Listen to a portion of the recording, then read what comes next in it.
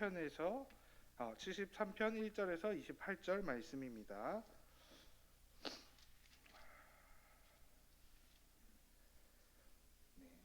너무 길어서 함께 볼 말씀은 25절로 28절 말씀만 함께 보도록 하겠습니다.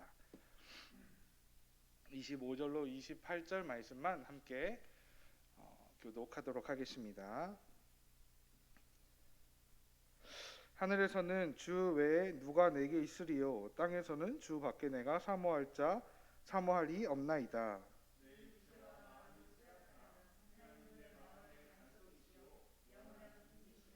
무릇 주를 멀리하는 자는 망하리니 음녀같이 주를 떠난 자를 주께서 다 멸하셨나이다. 하나님께 가까이함이 내게 복이라. 내가 주 여호와를 나의 피난처로 삼아 주의 모든 행적을 전파하리이다. 아멘. 기도하겠습니다. 사랑의 하나님, 감사합니다. 세상은 참 어려운 것 같습니다. 그러나 그 가운데서도 우리를 주님의 자녀 삼아주셔서 우리가 다른 것을 바라보지 않고 주님의 은혜를 바라볼 수 있게 하여 주신 주님의 그 은혜에 감사드립니다. 주님 아버지, 우리가 이 땅을 살아감에 있어서 정말 하늘에 우리의 참 소망을 두고 살아갈 수 있는 우리가 되게 인도하여 주시옵소서. 세상을 바라보며 기뻐하고 부러워하는 것이 아니라 오직 주님의 나라에, 주님의 그 마음에 우리의 초점을 두고 우리의 시선을 두고 나아갈 때 우리에게 하나님이 보여주실 그 참된 은혜와 축복을 우리가 마음껏 누리며 나아갈 수 있도록 주님 붙들어 주시옵소서. 감사드리며 예수 그리스도의 이름으로 간절히 기도했습니다. 아멘. 네, 우리들의 삶은 정말 알다가도 모르는 게 우리의 삶인 것 같습니다. 나는 정말 열심히 살아가고 있는데 분명 나보다 더 열심히 안 한 것 같은 사람들이 더 성공하는 것 같을 때가 참 많은 것 같습니다.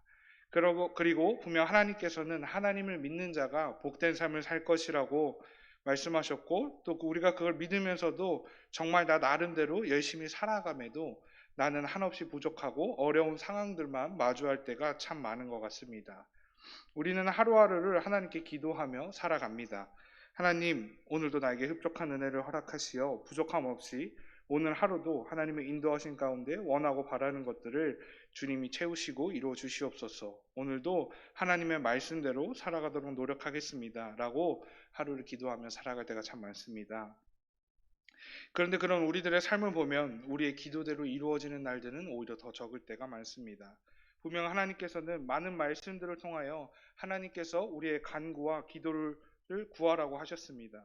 그래서 말씀대로 나쁜 것도 아니고 하나님을 따라 살아가기 위해 필요한 것들을 하나님 앞에 기도하고 간구하지만 그럼에도 불구하고 하나님이 우리의 기도를 들어주시지 않을 때가 참 많은 것 같은 게 우리의 삶인 것 같습니다. 오히려 반대로 되려 하나님을 믿지 않으면서 남의 것을 빼앗고 악하게 살아가는 그들의 삶이 믿지 않는 자들의 사람들의 삶이 더 잘 살고 자신이 원하는 대로 살아갈 것처럼 보일 때도 있는 것 같습니다.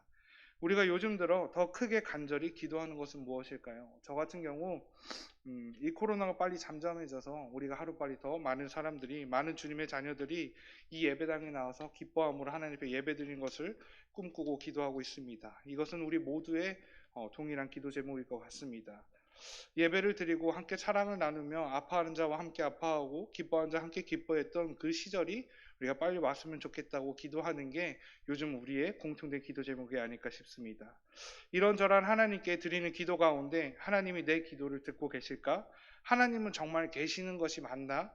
하나님은 정말 하나님의 자녀들을 돌보시고 있는 것이 맞나 싶을 정도로 우리의 기도가 하나님 앞에 드려질 때 정말 드려지고 있나 싶을 때도 정말 많습니다. 오늘 본문 시편의 기자도 그렇게 하나님께 이야기하고 있습니다. 1절과 2절입니다.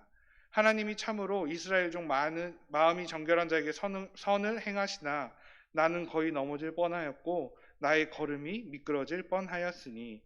아니, 하나님께서는 분명 나의 하나님이신 것을 믿기는 하겠는데, 그리고 거룩하시고 선하신 하나님께서는 분명 하나님의 말씀에 의지하고 하나님의 말씀대로 가려고 하는 자들에게 하나님의 선을 행하시는 분이심을 내가 믿고 알고 있는데, 지금의 나의 상황을 보아하니 정말로 하나님은 그런 선하신 분이 맞을까? 라는 생각을 하고 있는 것 같습니다. 내가 하나님을 믿는 자로서 이렇게 애쓰고 하나님 앞에 기도하고 있는데 내 마음이 다른 것을 향하고 있지 않고 하나님을 향하고 있는데 정말 나의 삶의 모습이 이렇게까지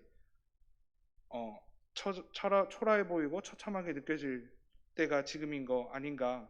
이 신앙이, 이 마음이 그냥도 아니고 거의 완전히 하나님 앞에 넘어질 뻔했습니다.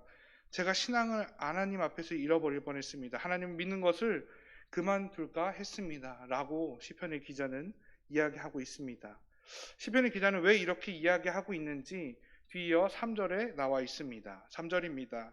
이는 내가 악인의 형통함을 보고 오만한 자를 질투하였음이로다. 시편의 기자가 억울하고 믿음을 저버릴 것 같았던 이유가 3편에 기록되어 있습니다. 아니 하나님 이게 무슨 일입니까? 하나님을 믿지 않는 저 오만한 자들을 보십시오. 어떻게 가진 것들을 자신이 것들을 자랑하며 살아가는 저 사람들이 어떻게 저렇게 형통하게 잘 살아갑니까? 라고 이야기합니다. 우리가 살아가는 세상을 보아도 시편의 기자와 같은 생각과 마음이 들 상황을 마주할 때가 참 많은 것 같습니다. 아니 예수님을 믿고 하나님을 찬양하며 살아가면 분명히 우리에게 채워주시고 좋은 것을 허락해 주신다고 했는데 오히려 하나님을 믿지 않는 사람들의 삶이 더 자유로워 보이고 풍족해 보일 때가 참 많습니다. 심지어 그들의 삶의 모습은 또 어떠한지 4절부터 12절까지 그 형통한 삶을 살아가는 악인들의 모습을 자세하게 기록하고 있습니다. 4절에서 5절입니다. 그들이 죽을 때에도 고통이 없고 그 힘이 강건하며 사람들이 당하는 고난이 그들에게는 없고 사람들이 당하는 재앙도 그들에게는 없나니 그들은 삶도 형통하게 살아갑니다. 부족한 것 없이 자신들이 하는 많은 것들이 그저 잘 진행됩니다. 4절의 말씀을 영어 성경에는 죽을 때까지 논쟁이나 고통이 없다라고 이야기합니다. 그들의 형통함이 그냥 잠깐만 그런 것이 아니라 그런 자들의 삶을 보아하니 죽을 때까지도 형통하게 잘 살아가더라 라고 이야기하고 있습니다. 그들이 하는 일들 모두 잘 되고 심지어 당연하게 몸도 건강하게 잘 살아간다라고 이야기합니다. 그들의 삶을 보면 어려운 일, 크게 나쁜 일, 재앙도 없이 그냥 자신이 하는 모든 것들이 잘 이루어지고 있음을 시편의 기자는 계속해서 이야기하고 있습니다. 12절을 보면 그들의 재물은 계속해서 늘어나고 그들의 삶은 계속해서 평안하다고 이야기합니다. 그리고 13절에 결국 이렇게까지 시편의 기자는 이야기합니다. 내가 내 마음을 깨끗하게 하며 내 손을 씻어 무죄하다 한 것이 실로 헛되도다. 하나님 앞에 신실하게 살아갔던 시편의 기자의 삶의 모습을 오늘 시편의 기자는 헛되도다라고 이야기하고 있습니다. 지금까지 내가 하나님 앞에 하나님의 말씀에 따라서 살아갔던 내 모든 삶들이 정말 헛되도다라고 고백하고 있습니다. 지금 우리의 시대는 참 가슴 아픈 시대를 보내고 있습니다. 한때 예수를 나의 구주로 고백하며 내가 이제 예수님만을 따라 살아가겠다고 말씀에 근거해서 말씀에 의지해서 살아가겠다고 하나님의 참된 자녀가 되겠다고 했던 성도님들의 모습이 이제는 반대로 나 이제는 더 이상 예수님이 계신지 모르겠다고 하며 교회를 떠나는 모습들을 더 많이 보는 것 같습니다. 그런데 이것이 이 시대의 아픔이 아니라 이제는 우리들의 아픔입니다. 우리가 삶을 살아가다 보면 어쩌면 하나님께 기도할 때가 이렇게 많은데도 하나님은 내 기도를 들어주시지 않을 때가 더 많은 것 같은 게 우리의 삶의 모습입니다. 우리가 살아가고 있는 이 세상을 보면 정말 하나님을 믿는 사람이 형통한 게 아니고 오히려 하나님을 믿지 않는 사람들의 삶이 더 형통해 보일 때가 많은 것 같습니다. 이러한 심정을 시편의 기자는 14절에 또 이렇게까지 기록하고 있습니다. 나는 종일 재난을 당하며 아침마다 징벌을 받았도다. 나의 하루하루가 그냥 온통 재난으로 가득 차 있어서 아침마다 일어나는 것이 징벌과 같았다라고 이야기합니다.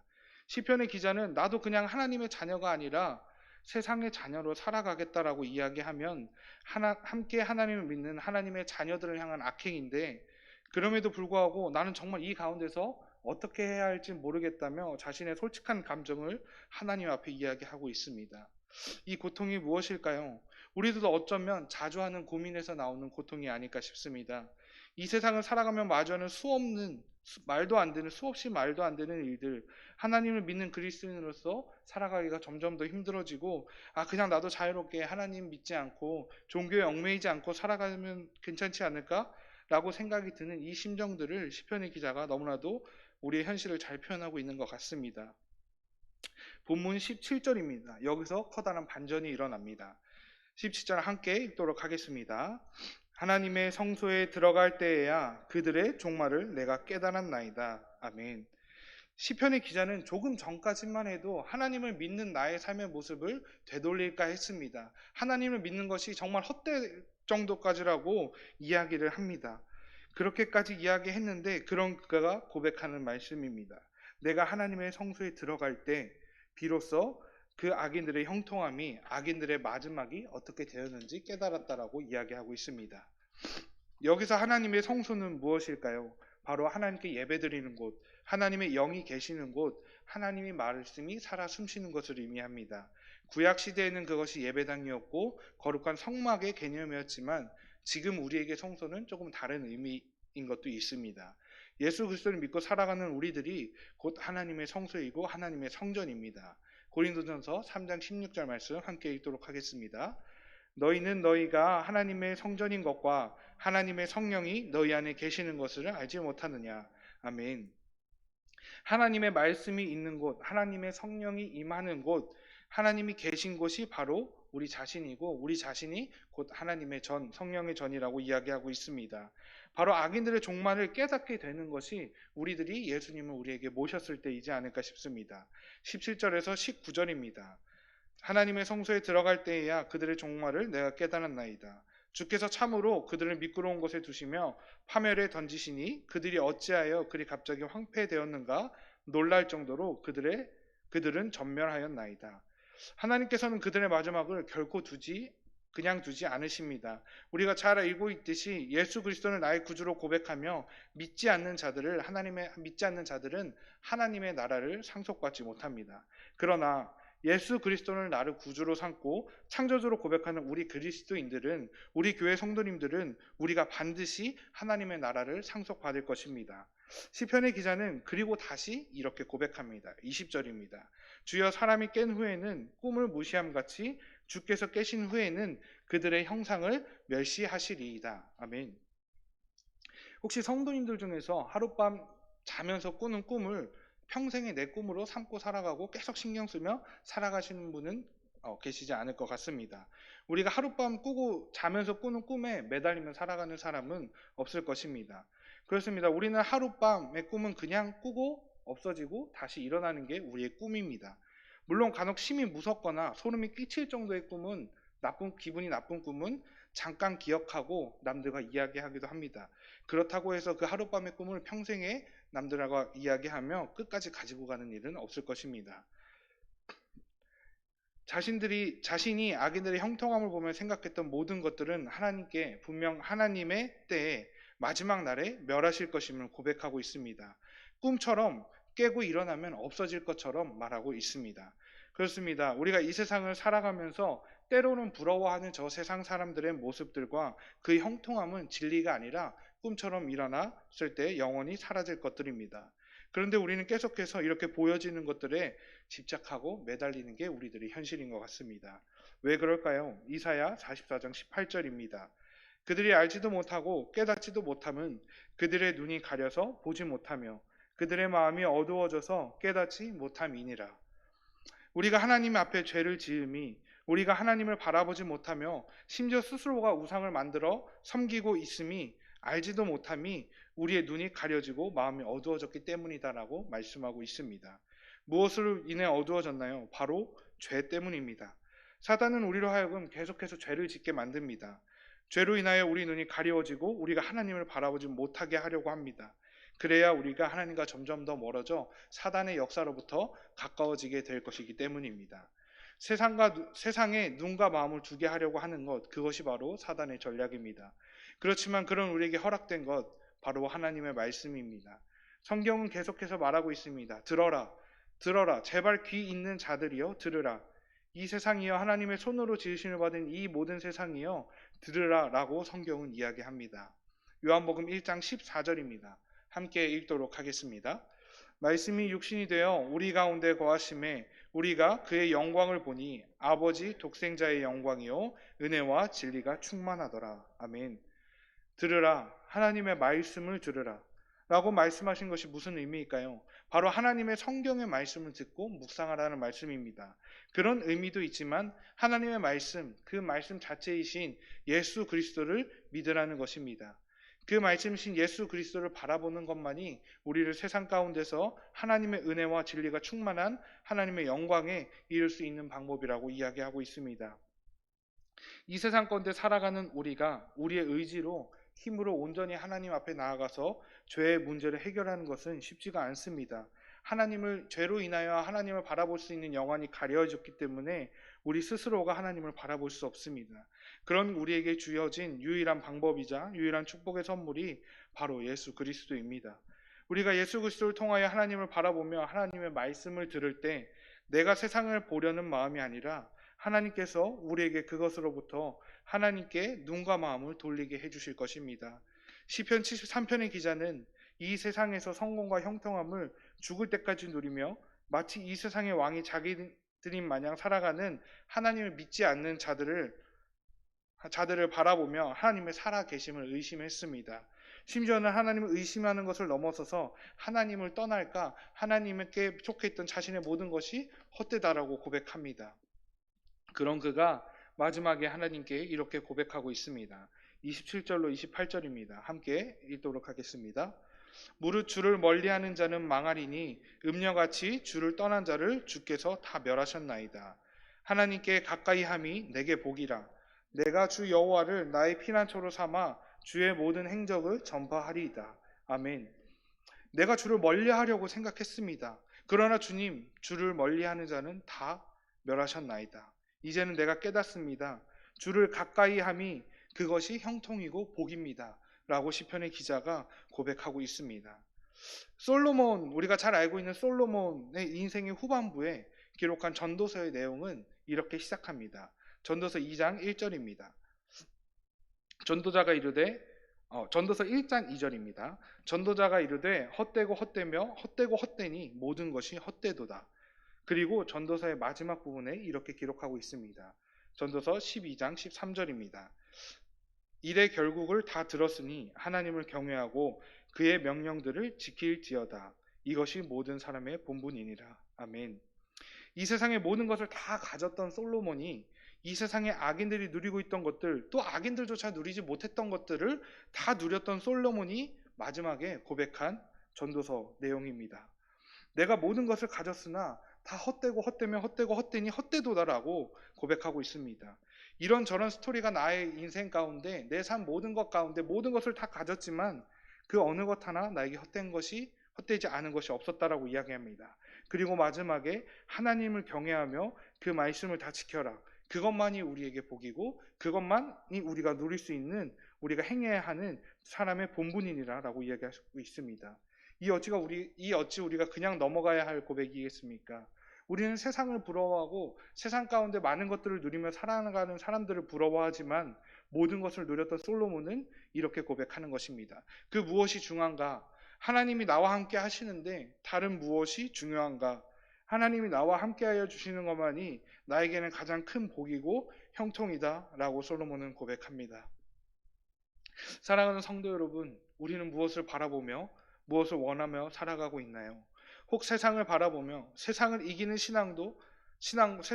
신앙과 하나님의 마음을 원하는 것이 아니라 세상 속에서 잘 먹고 잘 되는 세상의 형통, 악인의 형통을 원하며 살아가고 있지는 않은지 우리의 삶을 되돌아보았으면 좋겠습니다.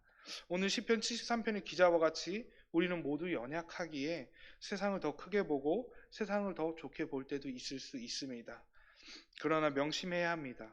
우리가 하나님의 성소에 들어갈 때 곧 내 안에 예수 그리스도가 오셨을 때 우리의 시선이 달라지고 우리의 마음이 달라질 것입니다. 많은 사람들은 이야기합니다. 결국 하나님을 믿는 것은 이 세상에서의 형통이랑은 관련이 없는 것 아니냐. 그러면 우리는 이렇게 대답해야 하지 않을까 싶습니다. 그럴 수 있지. 그치만 하나님을 믿는 가운데 진짜 형통은 있지. 사랑하는 성도 여러분, 우리의 상황이 좋지 않을 수도 있습니다. 지금 나의 상황이 남들과 비교했을 때 초라해 보일 수도 있고 비참해 보일 수도 있고 하나님은 없는 것 같이 느껴질 수도 있습니다. 세상은 저리 탄탄대로 가는 것 같아 보일지 모르지만 우리 함께 고백했으면 좋겠습니다. 오늘 시편 본문 28절 말씀 함께 읽도록 하겠습니다. 하나님께 가까이 함이 내게 복이라. 내가 주 여호와를 나의 피난처로 삼아 주의 모든 행적을 전파하리이다. 아멘. 다른 것이 나에게 복이 아니라 오직 하나님께만 나의 복이 있고 나의 형통함이 있습니다. 오직 내 주 여호와 하나님이 나와 함께 하심이 나의 복이다 라고 함께 고백하며 살아갔으면 좋겠습니다. 세상이 즐거워 보이고 좋아 보일 때에도 우리 함께 하나님의 때를, 하나님의 인자하심과 하나님의 역사하심의 그 때를 기다림으로 하나님 앞에 온전한 삶의 예배를 드리는 우리 모두가 되기를 간절히 소망하며 기도합니다. 함께 기도하시겠습니다.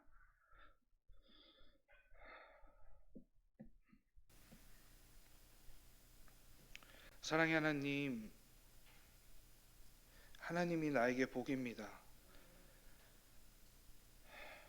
세상의 다른 것이 아니라, 이 세상 남들이 바라보는 그 형통함이 복이 아니라 하나님이 나의 아버지이시고 나를 사랑해 주시고 나를 주님의 자녀로 불러주신 그것이 나에게 복입니다. 오늘 이 고백이 우리의 영 가운데, 우리의 입 가운데, 우리의 삶 가운데 함께 고백되어질 수 있도록 주님 인도하여 주시옵소서. 내가 연약하여 세상이 커 보일 때라도, 내가 연약하여 하나님을 떠날까 고민할 때라도 주님 우리와 함께하여 주시고 우리를 붙들어 주시옵소서. 주님이 주님의 자녀를 품어주시고 주님의 자녀를 끝까지 책임져 주셔서 언제나 주님 안에서 그 형통함, 주님의 복을 누릴 수 있는 우리 모두가 될 수 있도록 주님 축복하여 주시고 인도하여 주시옵소서. 언제나 주님이 함께하여 주실 것을 믿습니다. 언제나 주님이 우리를 인도하여 주실 것을 믿습니다. 우리가 그것을 믿으며 함께 바라보며 주님의 때까지, 그 끝까지 함께 서로를 위해 기도하고 중보함으로 사랑함으로 주님 앞에 온전히 나아갈 수 있는 우리 모두가 될 수 있도록 주님 축복하여 주시옵소서. 언제나 주님이 모든 것을 인도해 주시고 동행해 주실 것을 믿으며 이 모든 말씀 우리 주 예수 그리스도의 이름으로 간절히 기도했습니다. 아멘. 너희